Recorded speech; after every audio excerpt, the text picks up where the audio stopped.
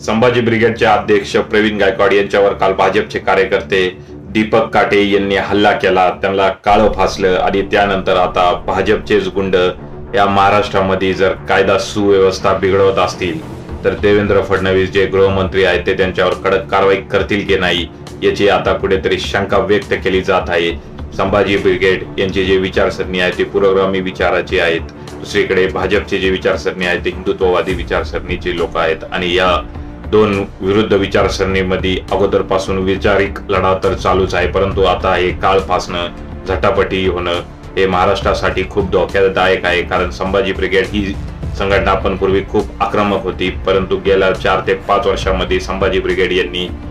बहुजन समाजातील तरुणांना शिका, संघटित व्हा, उद्योगधंदा करा, शेती व्यवसाय करा याच्यासाठी प्रोत्साहन दिलेले आहे आणि त्यासाठी मदतही केलेली आहे। त्यामुळे ते पूर्वी ज्या प्रकारे आक्रमकपणे जे रस्त्यावर येऊन राडे करत होते ते करत नव्हते, परंतु जर आता त्यांच्या अध्यक्षांवरच हल्ला झाला असेल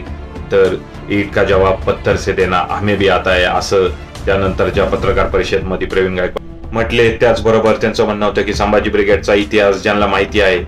त्यांना मी सांगू इच्छितो की ज्यांनी हे कृत्य केले आहे या कृत्याचा मी निषेध करत नाही, परंतु ज्यांनी हे केलं आहे त्यांच्या शेवटची सुरुवात आजपासून मी करणार आहे। त्यामुळे आता येणाऱ्या काळामध्ये संभाजी ब्रिगेड तसंच भाजप पुरस्कृत संभाजी भिडे यांच्या संघटनेमध्ये खूप मोठं आपल्याला महाराष्ट्रामध्ये एक युद्ध पाहायला भेटू शकतं आणि त्यामुळे कुठेतरी महाराष्ट्राचं नुकसान होईल असंच मला वाटत आहे। कारण जे युद्ध वैचारिक पातळीवर होतं ते युद्ध जर रस्त्यावर येऊन असं हाणामारीवर आलं तर कायदा सुव्यवस्थाचाच प्रश्न महाराष्ट्रामध्ये निर्माण होईल। काय वाटतं तुम्हाला